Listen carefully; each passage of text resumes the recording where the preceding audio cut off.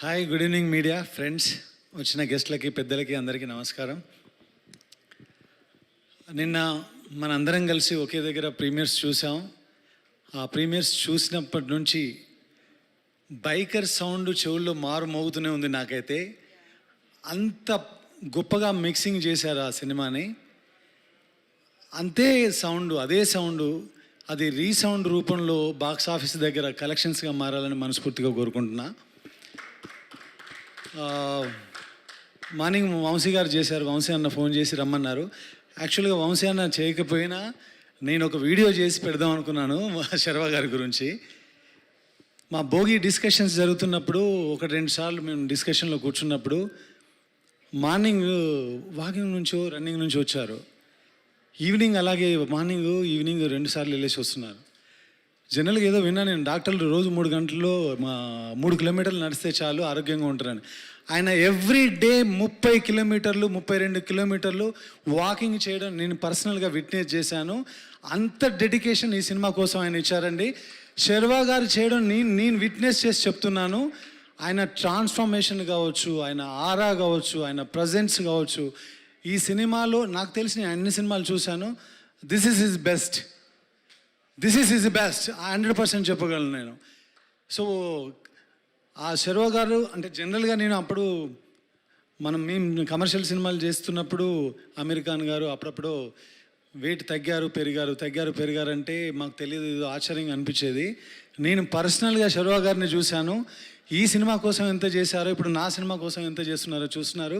శర్వ గారు ఇప్పటి వరకు కాయన్కి ఒకవైపే చూశారు. ఆయనకి అదర్ సైడ్ ఇక నుంచి 2026 నుంచి చూడబోతున్నారు. నేను చాలా స్ట్రాంగ్గా నమ్ముతున్నా. చెప్తే కొంచెం క్లీషేగా ఉంటుంది కానీ మొన్ననే నారి ఇప్పుడు బైక్, తర్వాత వెరీ సూన్ భోగి, శర్వానామ సంవత్సరం అని నాకు అనిపిస్తూ ఉంది. I wish and I pray for it. Next Rajasekhar గారు సార్, యాక్చువల్లీ మీకు తెలుసో లేదో, జీవిత గారికి తెలుసు, మనం కలిసి చేయాల్సి ఉంది. ఆ అదృష్టం నాకు దొరకలేదు, అభిలాష్కి దొరికింది. ఫర్దర్గా మళ్ళీ ఎప్పుడైనా వచ్చి కలుస్తాను, తప్పకుండా మీరు చేయాలి సార్ నా సినిమాలో. మిస్ అయిపోయాం మేము అప్పుడు కొన్ని కారణాల వల్ల. సార్ మీరు ఉన్న ప్రతి సీను, అభిలాష్ గురించి ఒకటి చెప్పాలి. డ్రామాని అసలు వితౌట్ డైలాగ్స్ మీ ఇద్దరిని అంటే ఒక ఫైనెస్ట్ యాక్టర్స్ డైరెక్టర్ చేతిలో ఉంటే ఎంత బాగా ప్రజెంట్ చేయొచ్చో అభిలాషను చూసి నేర్చుకోవాలనిపించింది నాకు.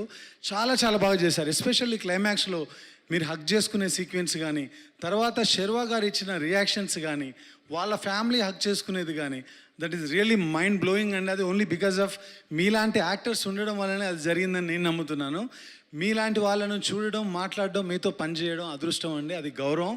అభిలాష్కి ఆ గౌరవం దక్కింది. వెరీ సూన్ నాలాంటి వాళ్ళకు కూడా దొరకాలని కోరుకుంటున్నాను sir. Thank you so much. And Vamsi అన్న, మీ గురించి చెప్పాలి. ఇలాంటి ఇండియన్ ఫస్ట్ మోటోక్రాస్ ఫిల్మ్ నాలాంటి రైటర్లు డైరెక్టర్లు వచ్చి, అభిలాష్ లాంటి వాళ్ళు వచ్చి చెప్పినప్పుడు అది పేపర్ మీద చూసుకోవడానికి చాలా బాగుంటుంది. కానీ దాని కన్విక్షన్తో ఆ విజన్ని నమ్మి, ఆ స్కోప్ని ఇమాజిన్ చేసి స్క్రీన్ మీద తీసుకురావాలంటే మాత్రం నరాలు కట్ అయిపోతాయి. ఆయన ఎంత అడిగితే అంత, ఏది అడిగితే అది మీరు పెట్టారు. అలాంటి సినిమాలు చేయాలంటే ఒక మ్యాడ్ ఫ్యాషన్ ఉండాలి. ఆ ప్యాషన్ మీకు ఉంది కాబట్టే ఈరోజు ఇంతమంది ఈ సినిమా గురించి ఇంత గొప్పగా మాట్లాడుతున్నారు. హ్యాట్స్ ఆఫ్ అన్న, వంశీ అన్న, మీరు ఇలాగే యంగ్ టాలెంట్ని మాలాంటి వాళ్ళందరినీ ఎంకరేజ్ చేస్తుండాలి. ఇలాంటి న్యూ జాన్రా సినిమాలు మీరు ప్రొడ్యూస్ చేస్తుండాలి. And congratulations everybody. Malavika garu, నాకు మీ పర్ఫార్మెన్స్ అంటే చాలా ఇష్టం.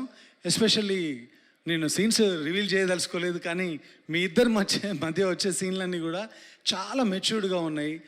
డైలాగ్స్ లేకుండానే ఎక్స్ప్రెషన్స్తో కమ్యూనికేట్ చేశారు. సో కంగ్రాచులేషన్స్ మీకు కూడా. So all the best for the collections. Congratulations for the winner. April holidays start అయిపోయినాయి. అందరు వెళ్ళండి సినిమా థియేటర్లకి, చక్కగా చూడండి.